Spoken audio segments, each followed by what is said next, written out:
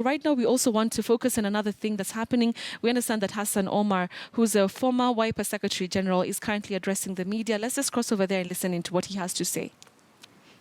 It is not to do what the majority is of the opinion. It is doing what is right. And what is right is to take the process of Mombasa County to the scrutiny of the elections court or to the scrutiny of the petitions court. If we don't know how someone is stealing, then what is the use of running in the next election? That was the philosophy, even of what NASA had set itself to achieve. If you don't know how someone is stealing, how then do you run in the next election? I remember, and I could bear witness, that on the 9th of August, as the results started to trickle in, I received a phone call from NASA IT department, one Edwin Ngonga, and he can bear witness and testimony to this, telling us one of the highest levels of tampering with respect to the election was in Mombasa. And Raila Odinga himself, on his first press conference on the 9th of August of that very same day, highlighted Mombasa as a place where there were massive discrepancies. If those of you who have memory would recall how 22 days later, how on the 22nd, he will give a clean bill of health to the same election process in Mombasa, and yet won the Supreme Court and won everybody else, is the highest level of sanitization of wrongs as long as they are coming from your side. You do not sanitize wrongs just because they come from your side. When your kid beats other kids, tell him he's wrong. When your kid is the one stealing, before he's caught by somebody else, punish him. Because usiyefunzwa na mamaye atafungwa na ulimwengu. So you protect a whole system of connivance against others, to prejudice others. If you look at it very carefully, those of you who recall, I will never forget the 5th of August, where the highest level of immaturity was demonstrated by some of the candidates by trying to deny me access to a presidential platform. Poor Kalonzo shouting, "Order!" You don't shout order. You take leadership. They thought it was okay. The whole world sympathized. The whole world gave me a feedback. That when the only reason Joho could have done that is appreciation that Raila condones that type of politics. It is appreciation that violence pays, that impunity is not punished in this country. Nonetheless, we went into the election, and I feel that the election outcome, as much as I was in the initial onset, one of those who was set to accept the outcome, I want to appreciate the evidence that came to us ultimately. And if nobody else had the courage to take up this matter, I have the courage. You know, they say sometimes you live to fight another day. Sometimes you live to fight now. And that's what I have decided to do. I will challenge this process. We have challenged this process. We have some of the best lawyers who are going to prosecute this matter. And one of our prayers this time is that those who are found culpable must be punished for criminal offenses. There has been too much theft in the election and the subversion of this process in this county for too long. And in our petition, for those who might have read it online, it avers a number of other grounds. Abuse of public resources, state officers taking part in an election, among other issues that I spoke to within the petition, including education, that the current governor does not qualify to hold that position, even if he subverts the process of illegality through the courts. Ultimately, time will catch up with him. So for me, as a conscious call, it is only imperative. You know, I hear the Joho followership asking, how does the number 3 go to court? It's not about the number 3. It's just that the number 1 is not deserving. It's not also about the number 3 or the 40,000 plus votes that I have, 44,000. Even a voter on his own accord can decide to petition a process that they think is not free and fair. So on behalf of those people who have courage, and I think for us, our struggle is a continuous effort. It's a continuous getting up and living to fight and fighting back. We are like heavyweight boxers. You take some punches and you get up and you come and get some more and still come up and approach that fight until victory. So I think that was a small event, was a slip, it was not a collapse.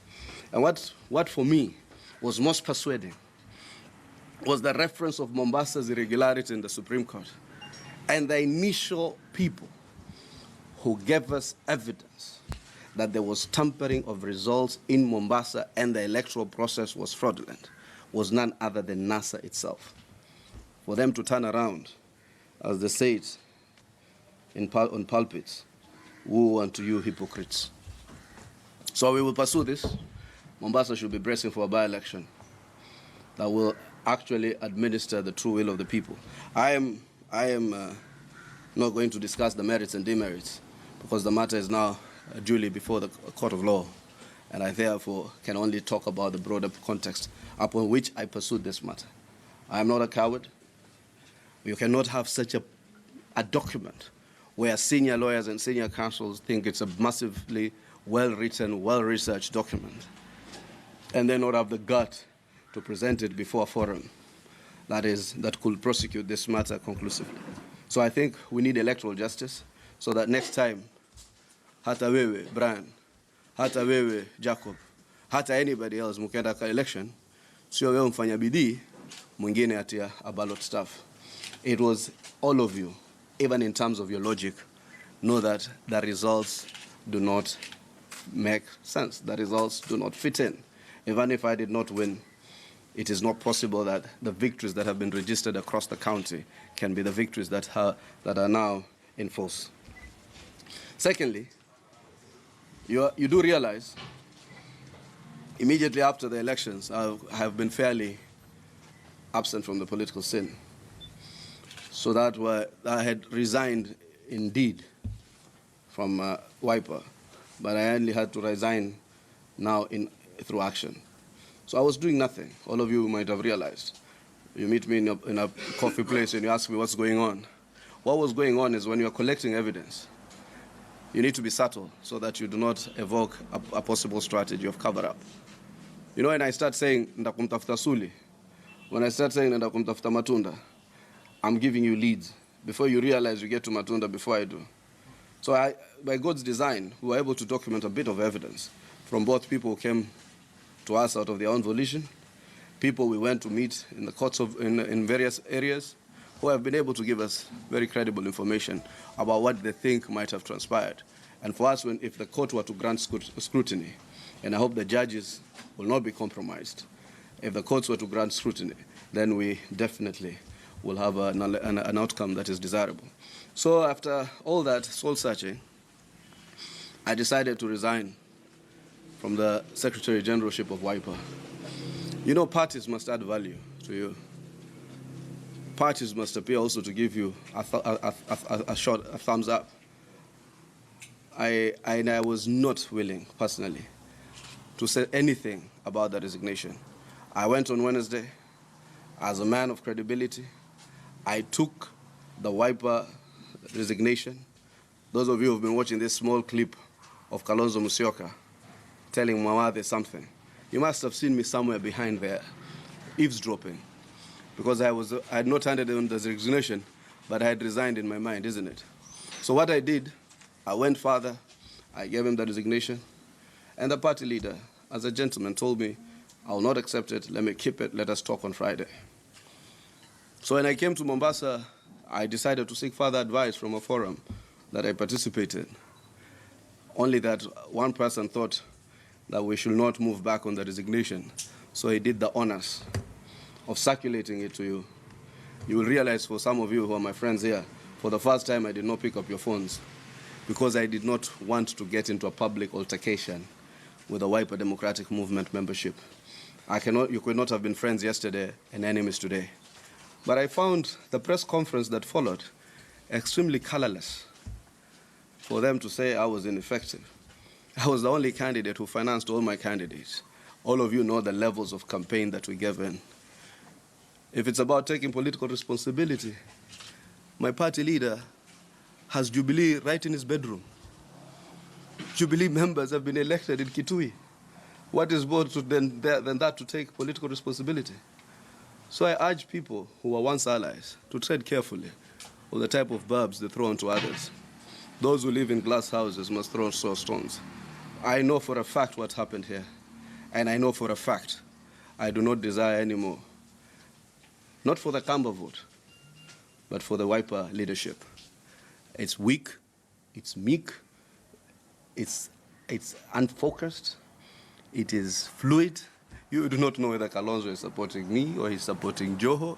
You don't know whether what he stands for. When he's picked from the airport by people who oppose us, he's taken to the bedroom by people who oppose us. You look at him and we're looking at him like, what is wrong with this guy? How smart does he think we are? Or foolish, or does he think he is? Or how foolish does he think we are? You leave it to God. And I never told him anything. I just looked at him. Alivyokuwa jaribu kuchenga paka akajichenga yeye mwenyewe. Unajua the problem ya kujaribu kuchenga watu sana. Wewe Mohamed ucheza boli. Wajichenga paka mwisho wachenga wafunga on goal. Waambia na watu watuuza ndio alivyofanya maskini. Amchenga Mudhama, amchenga Musila, amchenga mpaka mwisho anjichenga yeye mwenyewe.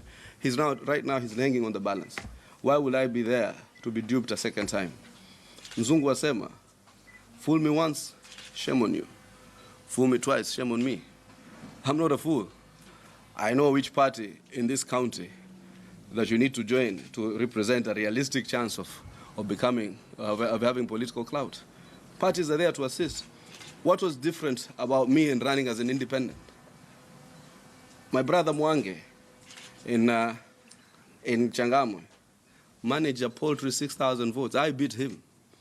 He's supposed to bring votes to me. I beat him. Sasa nani amsaidia nani? Yeah. So like every other person, I learned from my mistakes. And I'm honest about my mistakes. But most importantly, I'm honest about the experiences that I get from my mistakes. I spent too much time trying to please ethnic chiefs. Raila atakuja kusema mimi natosha ama anitosha. Huyu atakuja kusema nani tosha. Yet I remember when I started having an issue-based campaign, albeit fairly late, when I said, ignore all these people, let me go out with my message, let me go out with my manifesto. I remember some of you here called me aside, akasema, Senator, hatujaona kampeni kama hii. So I will pursue my strength. My strength is standing up as a person to be counted. The courage to stand together and necessary like now to stand alone. And that's what I'm doing. Yeah, I spent so much time trying to please people, yet the playing field is skewed against people who have no money. Trust me, with a dime, you will buy the part of this leadership. I know it. Some of these people support the persons that they support because they get paychecks from them. They are paid on a regular basis to continue to support political access. Where is the role of ideas or ideology in politics? One of them gladly told me once, katika siasa, uwe na vitu tatu. Either uwe na pesa, uwe na kura, ama uwe na khera. Nikasema, what about akili? Si pesa inapatiwa na check. Unaweza patia mtu akili na check. So I think these are some of the issues that I think were fairly compelling. There's another issue I must address. Na hii na address wale ambao ni watu wa Mombasa na vijana kwa ujumla. You know, don't always accuse people. Why I'm taking up this small issue is because Raila's politics of malls is a poverty narrative that often is used to crush competent leadership. Sisi nilipokuwa bunge, vijana wadogo kutoka Central Kenya wakitaka kwenda round ma constituencies zao wanatafuta helicopter, sio? wanasema hiyo helicopter is how much? Wanaambiwa $6,000. Wako watano wanalipa 1200 each. Wakilipa 1200 wanapata helicopter 1,100, 1,100 na 20,000. Wanaenda, wakifika mwakwao watu wanasema wanafanya kazi, they enterprising, entrepreneur. Ndugu zangu kutoka West wakisema kina Neto, wale vijana yule wakuu na wengine kina Silvans, wakisema tunataka kwenda Luo Nyanza, wakiambiwa helicopter ni $6,000, kila mmoja akilipa $1,200, wakifika kule wanaambiwa mall Eurobond.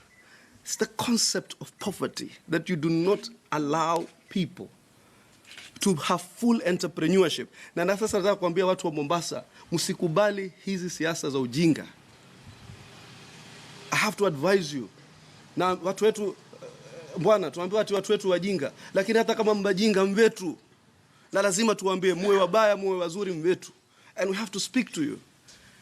You might not uwezi fahamu leo, lakini ukafahamu kesho. Karim, you are here when I launched Renaissance Center over 18 months ago. January last year, I launched the Renaissance Center as my political and campaign secretariat.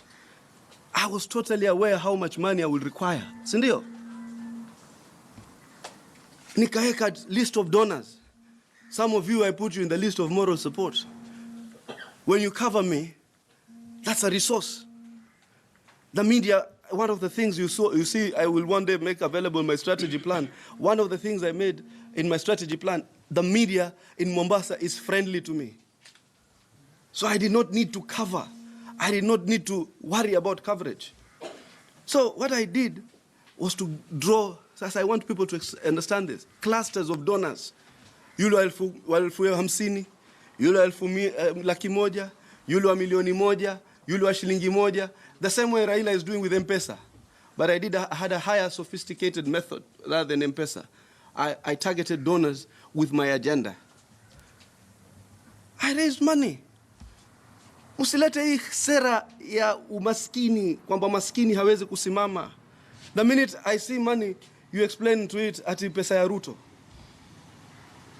Kila kitu hawa watu, they miss out on anything. Ruto, Eurobond, Jubilee. Ruto, Eurobond, style up. Style up. Or let them also react to you. Not every, hawa watu ambao mwasema ni mimi people, some of you know the people who funded me. Ni businessmen hapa wa Mombasa. Ukiwahesabu ma businessmen wetu, ni kukupa vidole 20, utataka vingine 20. We have wealthy people in this county. Na kutoka hawa watu, si hata ndo Raila sometimes ya kutukua shilingi hapa. Wakinifund mimi ni Ruto, Eurobond. Wakikufund wewe, good donors. Style up, bwana. These are things that you making life for young politicians extremely difficult. Raw propaganda without logic. Na wewe binadamu mwanamume mzima, kila wakati unakaa katika social media, unaandika mambo ya wenzako. Girls, don't date these men who are constantly on the social media. They are paid 2,000 shillings to pay small little rents. You must think big. That is a man who will take you down. Even wanawake nasikia wakiangalia mwanamume wanamwangalia, where is this man going? A man on a social media, Abdullahi, sijui Musa, sijui yule Ombati, that's a man who's going to get you to live in squalor for the rest of your life. You must have a man who thinks big.